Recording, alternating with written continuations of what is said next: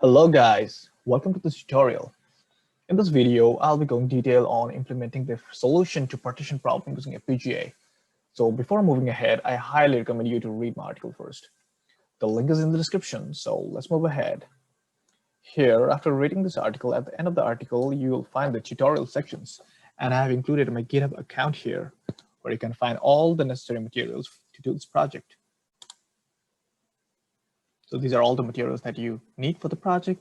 And I've also included the README file, which has the guidelines to use these files for this project. So what is needed for this project then?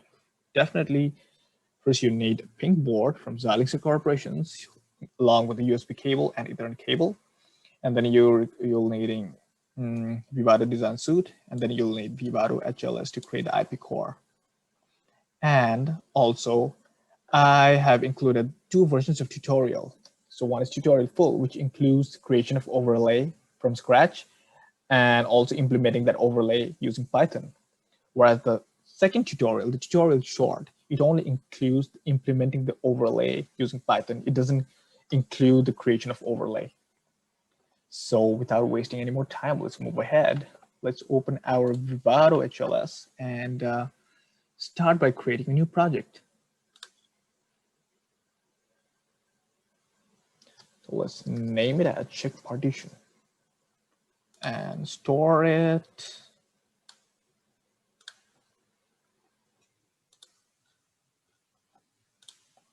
HLS.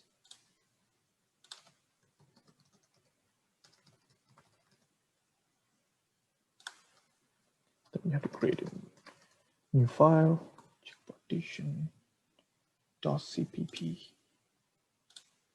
Yeah.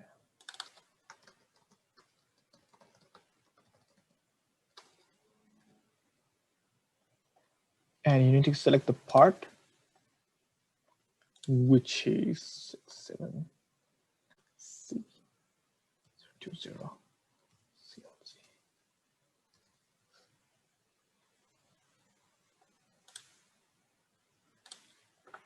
Yep, it's selected. Let's click finish.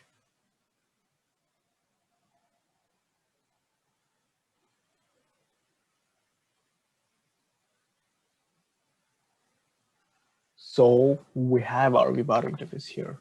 Let's check inside the source if there is a file. Yep, we need to have this file. Let's double click it. And now we need to provide our HLS code, which is inside Git. So partition HLS, so CPP here. So what you can do is you can copy the entire code from here, copy, and paste it here. Let's run the synthesis.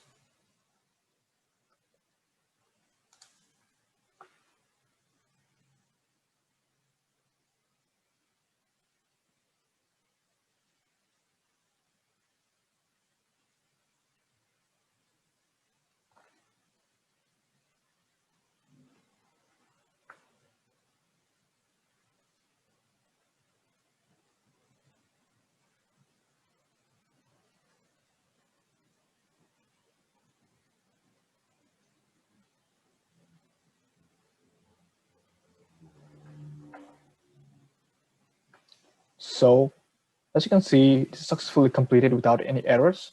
Now it's time to generate the Rtologic. Here. Okay.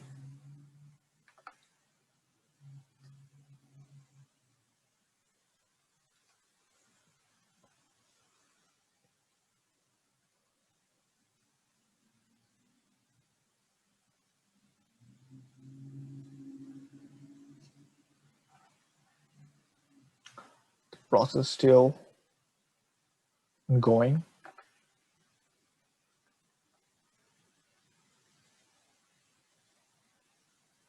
Yep, it's completed without any error. Okay, now it's time to see our memory addresses. So we can go here, go inside info, drivers, check partition, source, here. So make a note of this memory addresses. So so we have one input and one output. The input is our array. So the address for the input is, as you can see in here, 18. This is the input address for array, and hex 10, it's the output address that returns if 1 or 0. So make a note of these two memory addresses. Now we're done with the programming side. Let's move ahead to the design part. So let's open the Vivado design suite and create a new project. Here. Next, let's name it as check partition again. Vivado. Next, again, select the part number C0CLG020. 020CLG 401, yeah.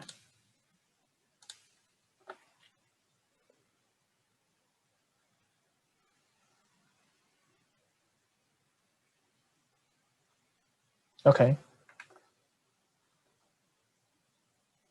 Let's go to the settings.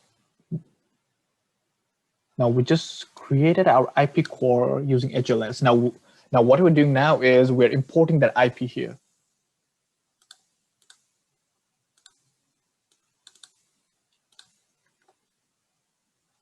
From the repository.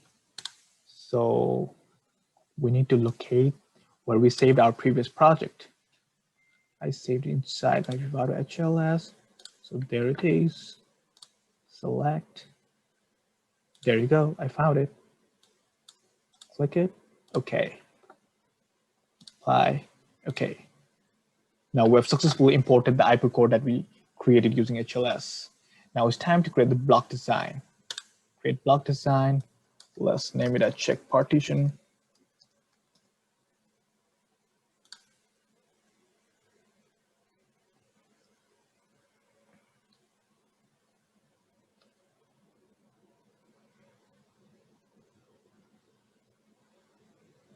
Here.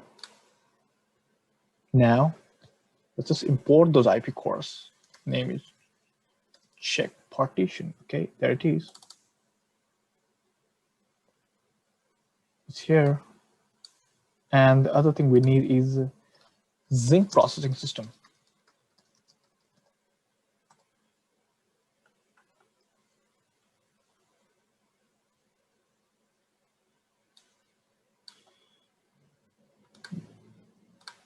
Now the main thing here is we need to connect this tool with the high performance Axi bus. And to select the high performance Axi bus, what you need to do is just double click the Zinc processing system block. And then here, double click in here, just check this. SXE HP0 interface. Okay. Then you can do run block automation. Make sure both of these are selected. Okay. And then run connection automation. Make sure all these are checked. Okay. Yep, there we go. Let's just make it look neat and tidy. Yes. Okay, so we have our design ready, block design ready. Now let's just wrap it. Create an Hdl wrapper. I right click in here and clicked on create Hdl wrapper. Let Vivado manager wrap it out. Yeah, okay.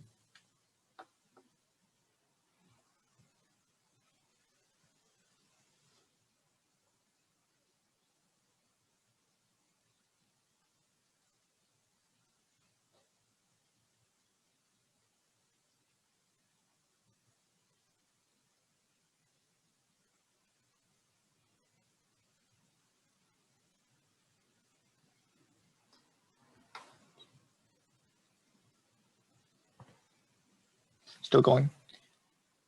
So after the process is done, you can see changing color, from orange to greenish blue. Yeah. Now it's time to generate the bit stream. Generate bit stream. Yes. Okay.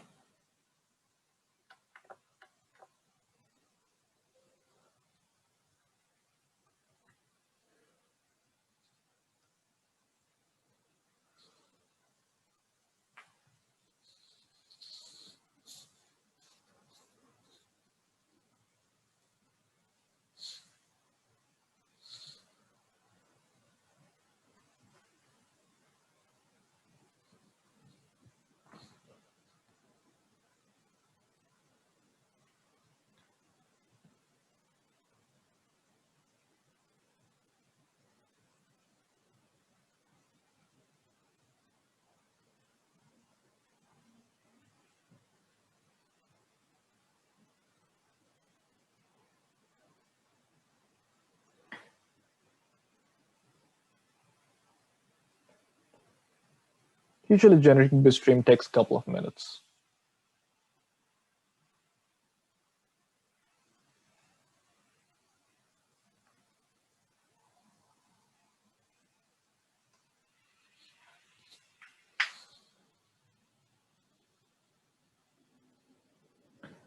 Till then, I'll just connect my PYNQ board to my machine.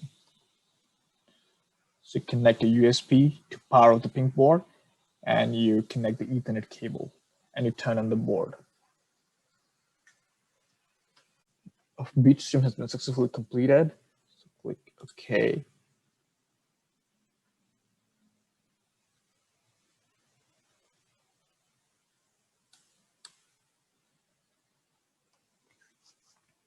There you go.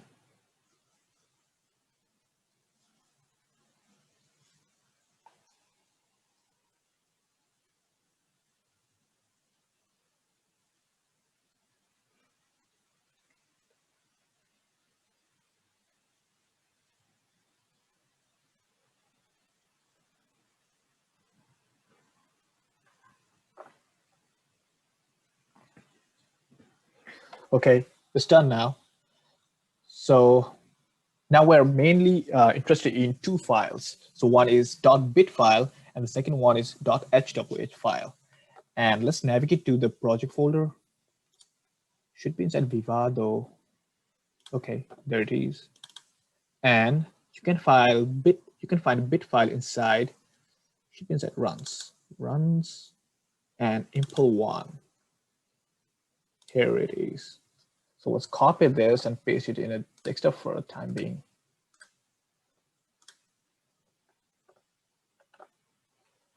Similarly again.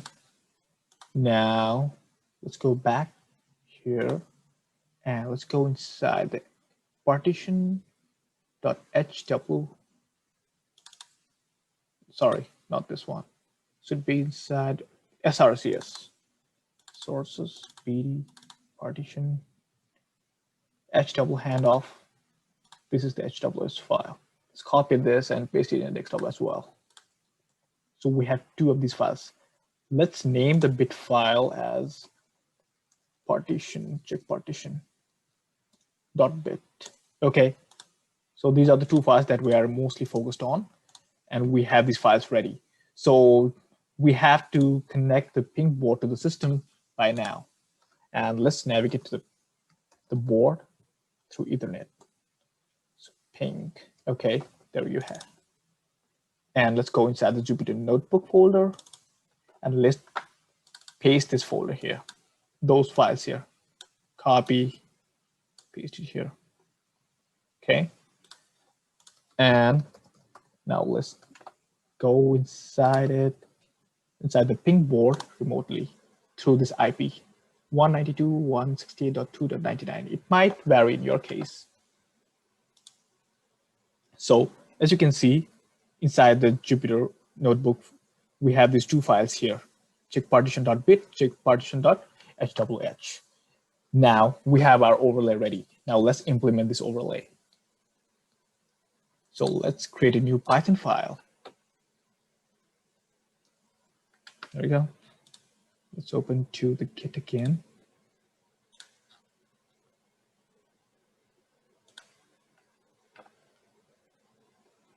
And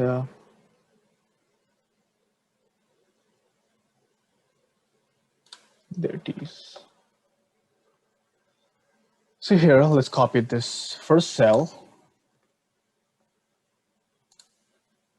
paste it.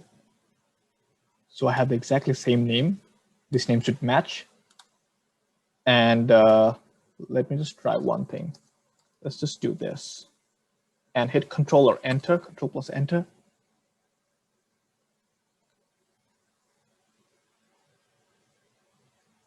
Yep, no error. So the IP block name is partition/0. Okay. So check partition/0. So Control Enter. Yep, it executed successfully. Now it's time to add one more cell. Let's see. Let's try to do the same thing as in the Git page. So now it's time to implement the function. Copy, paste it, Control Enter. Okay, it executed for the last cell, which checks if our overlay worked or not. Control C. One more cell. Control Enter. So this is our main array. The first element in the array signifies the total number that need to be partitioned. So 4 means 1, 2, 3, 4. So there are 4 numbers that needs to be partitioned into 2 subsets. So the numbers are 1, 2, 2, and 91. And with our knowledge, we can say that this number cannot be partitioned, so it should return 0. So that's why it returns 0. And the execution time is this. So let's try to play around with this set. So let's do 1, 2, 2, 1. So we know that this should be partitioned equally into 2 subsets, 1 and 2 in one set, and 2 and 1 in another set. So let's see what happens. Control Enter. Okay, it returned 1, meaning that this set can be partitioned. All right, so it's just that our overlay worked, and our execution time is much more faster compared to the other Python time. And the Git page, it includes the native Python code as well. Here it is. You can play around with the code, and you can check. You can compare the execution time. So that was it. Thank you very much. If there's any problem, or if you have any feedback or a question, then please feel free to drop the comments there. Well, thank you very much. Thank you for watching.